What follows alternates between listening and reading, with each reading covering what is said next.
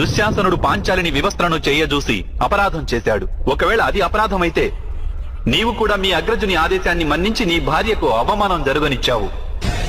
అయితే అది అపరాధం కాదా? మహితాత్ములు తన ప్రతిజ్ఞ ఎక్కువ ముఖ్యమని భావించారు. తమ కులవధువు గౌరవానికి తక్కువ ప్రాముఖ్యమిచ్చారు. అయితే అది అధర్మం కాదా? నీ జ్యేష్ఠ సోదరుడు యుధిష్ఠిరుడు తాను నమ్మినటువంటి ధర్మాన్ని నిర్వర్తించేందుకు నాడు ద్యూత సభలో పాల్గొన్నాడు. అయితే అది అధర్మం కాదా?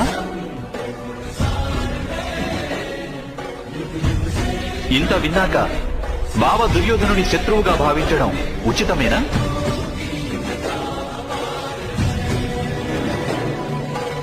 నీకు మీ పక్షాన ధర్మం కనిపిస్తున్నదా పార్థ?